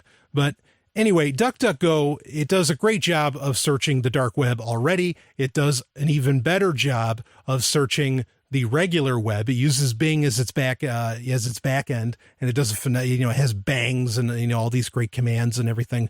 Really, really slick. Totally cares about your privacy. But the real interesting thing that I want to mention with DuckDuckGo, if you're on a Chromebook, if you're concerned about how Google literally records everything that gets put into the Omni bar, the address bar, there's an app for Chrome that will allow you to search from the app, and you never have to put anything into the address bar. Hey, everybody, it's Stephanie. I am the Sovryn Tech producer, but did you know I am also a voiceover artist? Yes, it's true. I make audiobooks, commercials for your business. I narrate explainer videos. Pretty much any audio project that you can think of, I'm probably willing to work on it, or I have worked on it in the past. And if you want to hear some samples of my previous work, or you want to find out a little bit more about what I do, then I encourage you to check out my voiceover website, which is smvoice.info, smvoice.info. Now back to Sovryn Tech. Hacker Stories. It is time for Hacker Stories, where we talk about some of the real heroes on planet Earth, that being hackers. Black hat, white hat, gray hat, love them all. Got to catch them all. Pokemon. Anyway, or we talk about security issues. And this week I'm going to talk about a security issue. Quite a few of them, actually. And there was a bit of a story earlier this week where it was said that essentially the FCC did a reversal on net neutrality. And so the FCC was saying, no, you can't do this multi-tiered internet where there's, you have essentially one tier, you have this really high speed and you have access to premium services like Netflix or whatever. And so, they kind of shot down that ability. Okay. But now apparently they did a reversal. Of course, now they're claiming that they didn't actually do a reversal. And so there's this huge headache going around about what is the future of the internet? Oh my God, we don't know what to do. How come the politicians aren't solving anything? Blah, blah, blah. Of course, it's because the politicians can't solve anything. In fact, really, all this stuff, SOPA, PIPA, and net neutrality, go down the whole fucking list of all these things that people have done, all these, all these online campaigns about lights out, or, put this image over your profile pic on Facebook and Twitter, blah, blah, blah. We got to stop net, or we got to make net neutrality happen, or we got blah, whatever. Whether the FCC actually did this or not, and you're taking their word over independent researchers, I'll go with the independent researchers or journalists. How's all that political action working out for you right now? Do you feel like it solved anything? Do you feel like you put a stop to the man? No. You didn't stop anything. Delayed it? Yeah, maybe. it's frustrating, I know. I used to, be very, very politically involved, even in New York. I used to go to the town hall meetings. I did all the good things that a nice minarchist is supposed to do, yay, politics, woo, work within the system. And, I came to the same realization that so many other anarchists do, is that, well, it's all worthless. They're just going to do what they want anyway, even if there's a critical mass. And I think it's fair to say that there was a critical mass on the internet about what to do about these things. Okay. With net neutrality and whatever. And the government and corporations are just running roughshod. They don't care. Okay. They don't care. And anything you try to do on that end of working within the system, trust me, it's not going to work. They're going to get their way. All right. Anyway, what's going on in Brazil right now, or over this week, was a NetMundial, where essentially there was, they were trying to have a global conference about, we got to keep the internet needs to be free of regulation and free of governance, blah, blah, blah, blah, blah, blah, blah, blah, blah, blah, blah, blah, blah, blah, blah, one more, blah, blah, blah, blah, blah. It was pretty much a bunch of politicians standing around, jerking themselves off and, puffing their chests and, rubbing themselves and everything. It was a joke, because the FCC is going to do what it wants. Okay. The government is going to do whatever government, the most powerful man in the room, whatever, is going to do what it wants. I mean, picture this. This is like you ever watch a Security Council, or not a Security Council meeting, but just, you ever watch a UN meeting and you see like that guy from Uruguay talk like somehow what he has to say means a damn to anybody? It doesn't matter. It's all pomp and circumstance. It's all a joke. These people will do whatever they want. The best thing that you can do with your time is completely just skirt right around them, or just go right through them. Do not waste the time even talking to them. There's no point. They don't care. They're not interested in your philosophy. They're not interested in the laws of economics. Politics, this is, I think this statement's true. Politics is showbiz for ugly people. And showbiz is all about celebritydom by and large. So they're just interested in being celebrities. Okay? And it's unfortunate, because even at NetMundial, like, I guess WikiLeaks, and I read this, WikiLeaks sent a statement, kind of a Magna Carta of some kind to the internet, saying, okay, this is what we want out of this. This is what we want. And if I was WikiLeaks, I'd be like, who cares? See the jokesters, the pranksters for what they are. That being the politicians. Fortunately, one of the companies that is going to be affected by net neutrality, and again, that's totally tied in with NetMundial and all that stuff, or the lack thereof of net neutrality, right? And that's, I heard a reporter say that the phrase net neutrality sucks, and I agree. It's not descriptive of what's going on at all anyway. But one company that is going to, that is just going right around everybody is Netflix. And this is often the case that's brought up. This is why people won't have access to Netflix, or they're going to have to pay a premium price to get access to Netflix if the corporations get their way and the government doesn't stop them. Well, Netflix doesn't care. So this is a story from Ars Technica. And BitTorrent, Netflix should defeat ISPs by switching to peer-to-peer. Decentralized technology could bring equality back to the web, CEO says. And I'll read a little bit of this story. BitTorrent Inc. CEO Eric Klinker claims that peer-to-peer architecture can re-architecture the web for equality, and he urged Netflix to try it out. The FCC is on track to endorse pay-for-play arrangements in which web services like video streaming and VoIP could pay ISPs for a faster path to consumers than other services receive. This is by its very definition discrimination, Clinker wrote in a blog post yesterday. But what if the web worked differently, Clinker writes. Many smart researchers are already thinking about this problem. Broadly speaking, this reimagined internet is often called content-centric networking. The closest working example we have to a content-centric network today is BitTorrent. What if heavy bandwidth users, say Netflix, for example, worked more like BitTorrent? If they did, each stream, each piece of content would have a unique address and would be streamed peer-to-peer. That means that Netflix traffic would no longer be coming from one or two places that are easy to block. Instead, it would be coming from everywhere all at once. From addresses that were not easily identified as Netflix addresses, from addresses all across the internet. To the ISP, they are simply zeros and ones, all equal. Bingo. This is what we've been talking about the whole episode, is this idea of figuring out ways we can go to extremes like BBS's, or, we can go to other alternatives, peer-to-peer technologies, MaidSafe, BitTorrent, whatever. This is fantastic. This is exactly what they need to be doing. And so this story was actually written a few days ago, and they updated it just yesterday to say, update, it turns out Netflix is researching peer-to-peer architecture. So that's my point, is that Netflix is like, we're already on top of it.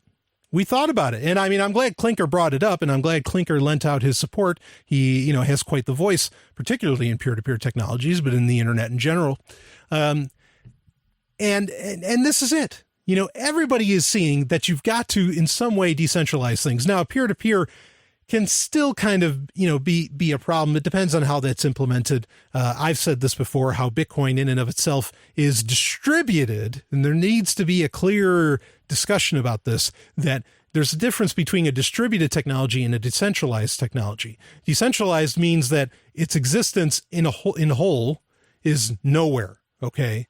Like you just, it's the many-headed Hydra. Okay. As to where distributed means that a bunch of people have access to the whole, or have a complete copy of the whole, of the whole data set, like all the Netflix movies and TV shows and whatever else. So Netflix is looking into this. Good for them.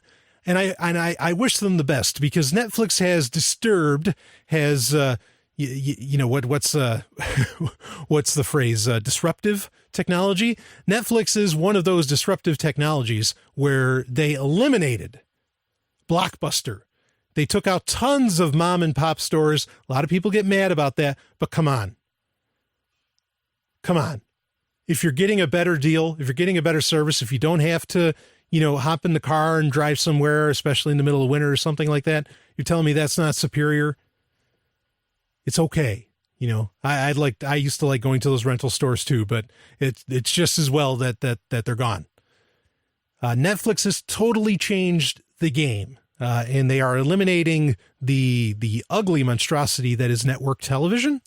And I think that's really fantastic. I don't care much for the original content that they've come out with so far, but a lot of people love it, and good for them. I'm glad you're, enjoying yourself, but that's not the point. The point is that, these kind of, it's amazing that even our entertainment now could possibly become distributed or decentralized, however it ends up shaking out with the peer-to-peer technology that Netflix is presently looking into. Moral of the story, if a big company like Netflix isn't interested in working within the system anymore, and is just going to create technologies and means within which to completely circumvent, to completely, avoid the system, why won't you? It's over. Okay. I mean, and the politics, the governments of the world, Leviathan, it's falling on its own weight. It doesn't know what to do. It can't react fast enough to everything that's going out there. It doesn't matter what technologies the NSA has. Okay. They don't have the manpower to research it all. They can't look at it all. And frankly, they can't think the same way we do. They can't, because we're trying to solve problems and they're just trying to maintain. And the people that are trying to solve the problems, guess what? Since that's all they're doing is just trying to solve the problem by developing something new, they're going to bring on that new. And then Leviathan means nothing. I'll be back with more. What does freedom mean? Tune in to LRN.FM to find out. LRN.FM is the Liberty Radio Network, a collection of live talk radio and podcasts, all coming from a principled pro-liberty perspective. LRN.FM show hosts aren't left, right, or conspiracy kooks. You can tune in 24/7 to LRN.FM via your phone, computer, satellite, and more. Listen free anytime at LRN.FM. That's LRN.FM. Would you like to play a game? Game of the Week. It is time for Game of the Week, where we talk video games. And boy, have I got a doozy this week. And I just want to reiterate again, like I said, we are going to be eliminating Game Talk. We are not eliminating Game of the Week. I am not going to be... Game of the Week is kind of what I always wanted, Game Talk to be anyway. And so this will stay. And it was really cool. I was on Free Talk Live Sunday night, and someone called in. It's like, man, I was just listening to your show, and your last game of the week was Mega Man 3, and it was 420. And I said, I'm just going to light up, and I'm going to play this game. And I thought that was so cool. I was like, yeah, go for it, man. Because they're fun. They really, really are. And the game I'm going to talk about this week is another classic, another older game. And it was in the arcade, but the way I played it mainly was on Super Nintendo. And it's called Knights of the Round. And obviously you can guess from the name, it's a game about King Arthur. And what this was, it was in the 90s, in the early 90s, in the mid 90s, you had these really popular side-scrolling beat-em-up games, they called them, where, it was, again, side-scrolling, and you could move to some degree. It wasn't three-dimensional, but you could move to some degree back and forth within the screen, and the screen was moving because it's side-scrolling, so the side is scrolling. And you could move within that, and they were great multiplayer games, and that's why they were actually so popular, is because like Ninja Turtles, the original Teenage Mutant Ninja Turtles game, not for the NES, but the one that was in arcades, was one of these. And you could play one of the four turtles and go to town, and your buddies could be there, and you all start in the arcade anyway. You start popping in the quarters and whatever. And this was really with Knights of the Round. This was oddly a 3-player. It was pretty weird. You had 3 characters you could choose from. You had Percival, Lancelot, and of course King Arthur. And in that, it was really the first one that I felt that came to consoles that actually worked just as well, if not better, than its arcade sibling. And sometimes that happens in games like Soul Calibur was better on the Dreamcast, and it was actually better graphics than it was in the arcades, oddly enough. Anyway, Knights of the Round I thought was way better at home. And it's a game you can still pick up and play right now. The graphics aren't atrocious for what they are. And it feels by and large very much like any other side scroller beat 'em up. The nice thing with Knights of the Round was that it had power-ups. And like King Arthur would, as you got power-ups throughout the game, King Arthur's armor would, you'd get more armor. His sword would get bigger. And like, even it would change color. Eventually he'd have like this gold armor that just looked awesome. And it had like the 3 different types, like, Lancelot was the really fast character, really fast fighter. Percival was the really strong character, that with the swing of his axe could, take out another character pretty fast. And Arthur, of course, was in between. So you're able to choose a different style of player within that, which is really cool.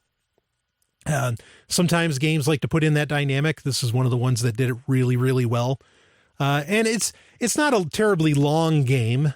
If you go through it, straightforward without losing a whole lot in the way of lives, I think you can be done, inside of a couple hours, but the game is challenging, and so it can end up actually taking you most of the day, if not longer. But the whole point is multiplayer. Okay. And it's multiplayer, and this I like, though, certainly with a lot of Super Nintendo emulators, you can mimic this over the internet. But the nice thing is to have someone actually sitting there with you and reacting to the game together, actually sitting human to human, right next to each other and having a great time. And boy, did I love doing that, playing Knights of the Round. Just a tremendous, all those kinds of, a lot of my favorite games throughout, my video game playing history. My favorites have always been these side-scrolling beat 'em ups, which is kind of it's a style of game that's gone by the wayside recently, or maybe not so recently, but for a while, unfortunately. But there's been some great ones. Captain America and the Avengers. I actually got to play Vision, who is might be one of my favorite Marvel characters, if not my favorite Marvel character. There was Aliens versus Predator, not the first person shooter, but the side scroller beat 'em up. One of the best of all time. I love that game. But anyway, Knights of the Round. Great effort. If you got a Super Nintendo emulator, crank it up. Or if you have MAME, you can do it on MAME too. And just a fun game. And invite some people over and have some gluten-free pizza or something. I'll be back with more. This is Sovryn Tech. Do you have a business or product that you are interested in getting advertised to a largely U.S.-based audience on an award-winning podcast and radio show airing on hundreds of radio stations? Let Free Talk Live be a part of your advertising portfolio, because the world of audio never fades. Contact me, Brian Sovryn, and I can get an advertising package that will work within your budget. Email me at brian@freetalklive.com, and that's Brian with an I. Again, brian@freetalklive.com. Hey, what are you doing? I can't believe I caught you again. Jesus doesn't approve of this little habit of yours. I know, baby, I know it's wrong, but it feels so right. Well, it ain't. But I've been doing it since I was 12 years old. It's nothing but a sinful perversion of nature, if you ask me. But baby, I don't ever want to stop looking at tech websites, new gadgets, video games, software, or any of that stuff. Well, then I'm leaving.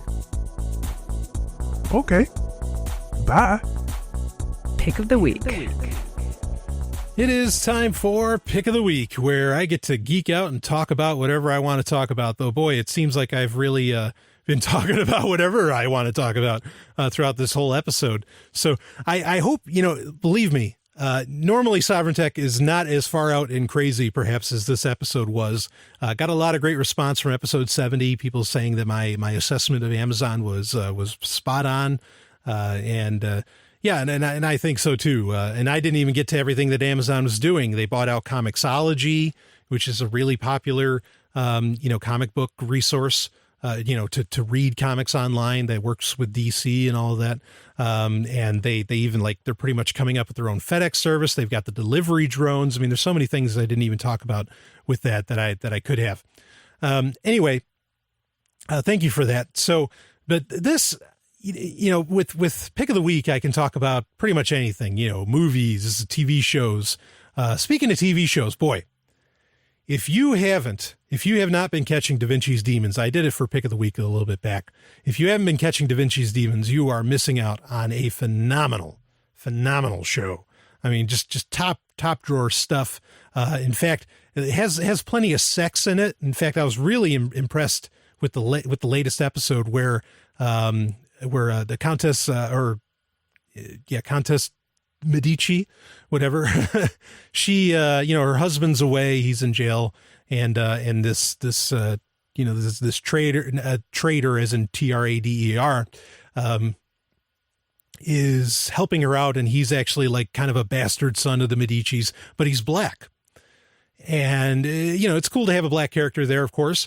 But it was great because there's a point where she ends up fucking him, and they make it's a really subtle hint, but she gets this, and the actress, kudos to her, she gets this look on her face like she's taking, a big black, and I mean, it's a hint, but you catch it, and like it's almost painful, and I was like, wow, the director really captured that, that stereotype, or that, whatever you want to call it. So phenomenal show, really, really well produced. Anyway, that's not what I'm here to talk about. I'm here to talk about music this week, because there's been a lot of albums that have come out in the past couple weeks, that have been just amazing, really, really exciting. Namely, the first one being from one of my favorite bands of all time, Winger. In fact, I've hinted at it. I said, look, there's a Winger album coming out. You better believe when it comes out, I'm going to talk about it. And so now I'm talking about it, but I'm going to talk about others too. And though the new Winger album, Better Days Coming, is amazing. Just a great album. The first couple songs, really serious rockers. It's different from their last album. Might even be my favorite album that they've ever done, next to Winger 2 and the Hearts of the Young. But their last album, Karma, had a real good Motley Crue-esque feel to it. This one doesn't have that, but it's still perfectly solid rock that they're pulling off. Kind of has the feel of Winger 3, which a lot of people that are serious Winger fans consider that Winger's best album was actually Winger 3. And I don't agree with that assessment, but I see the comparison and I enjoy the album. In fact, the first song on the album starts off with playing the first track from Karma, which I thought was nice. It's kind of a nice play to say, this is the sequel to Karma, and to hint at really what I think they recognize, what Kip Winger, lead singer and main writer, recognizes as what was probably some of the best work they've ever done in their 30-year career, or 25-year career. This is actually their 25th anniversary.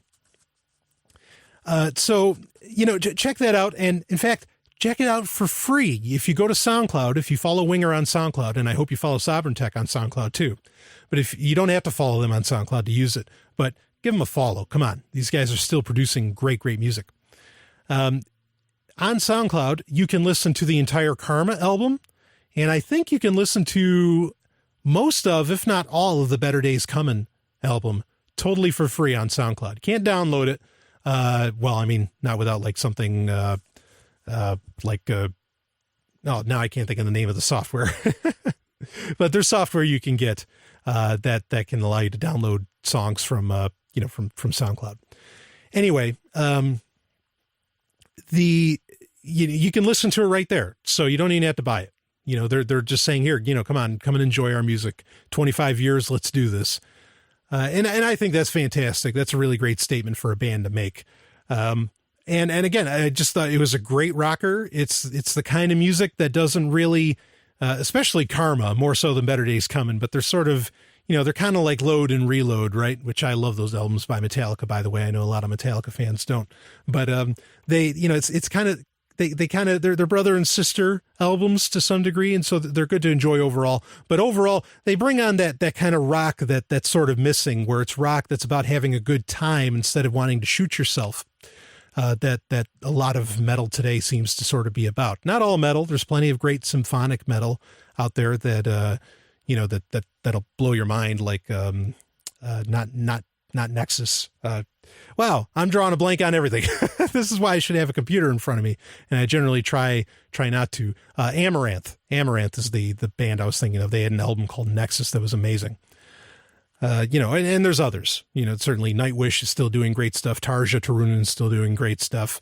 Within Temptation still comes out with great albums. Anyway, moving on to the next bit of business, I'm actually going to kind of reverse a bit in time. This isn't a new album, but it's new to me. I didn't know it came out, and it came out in 2011, and it's called Rockaholic by Warrant. And this is an album with their new singer, because of course Janie Lane died.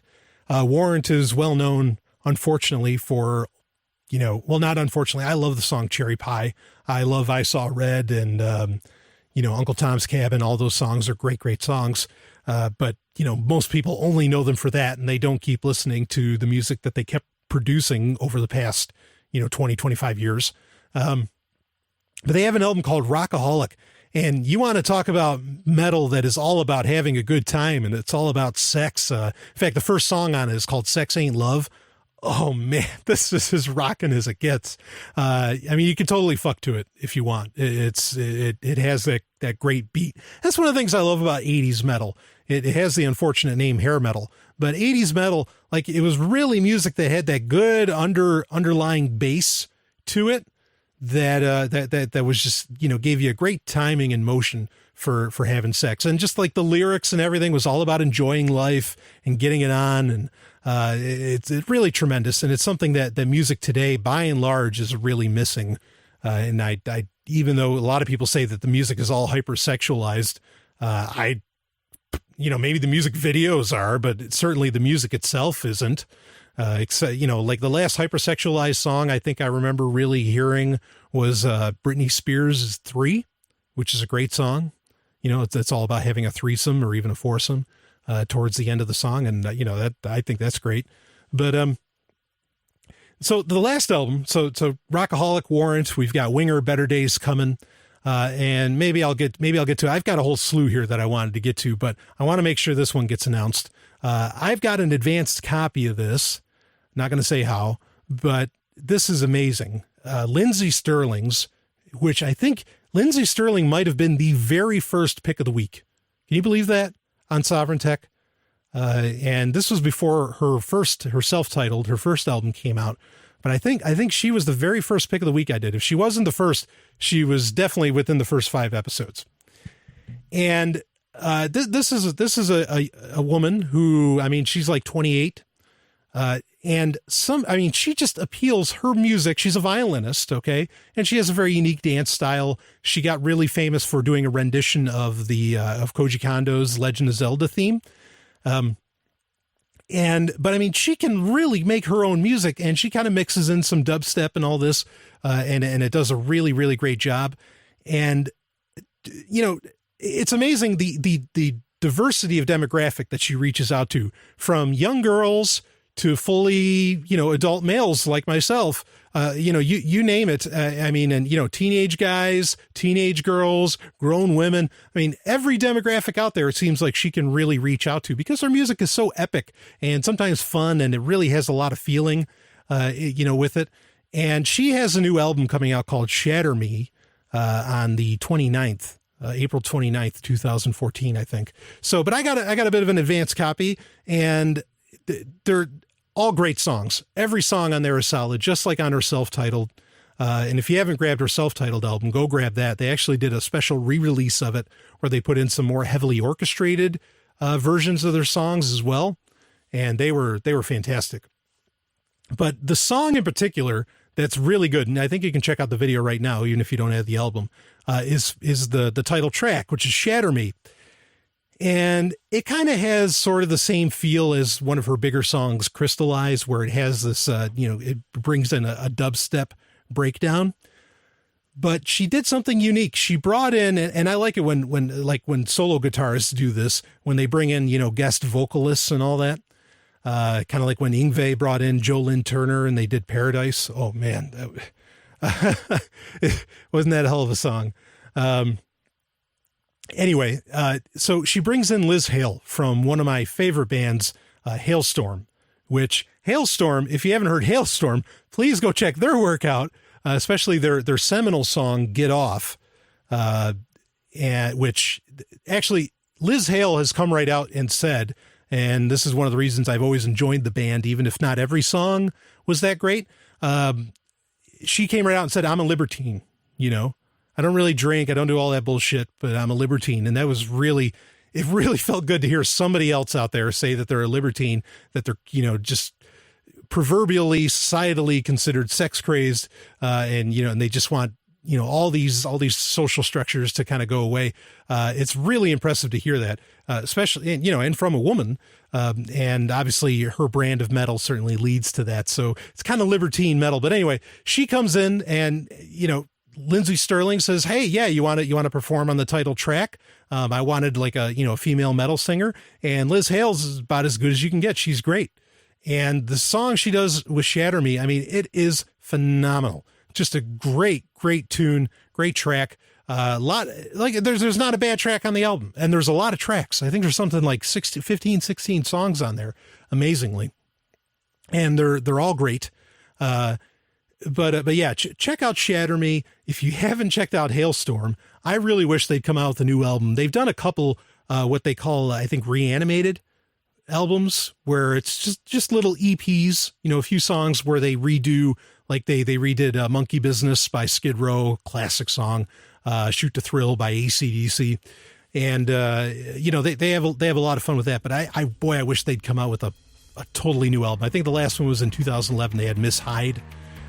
which great name, and definitely plays up the libertine message. But anyway, thank you so much for listening. Please come back next week. I won't go too crazy. And check out all those albums, and please donate to the show. Everything's in the show notes. Carpe Lucem. I will see you next week.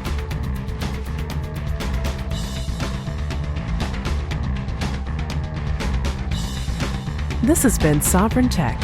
Visit us at sovryntech.com. That's SOVRYN tech.com. There you can connect with us, see more of what you've heard on today's show, and catch our podcast feed. Sovryn Tech is open source. We encourage you to share. Later, nerds.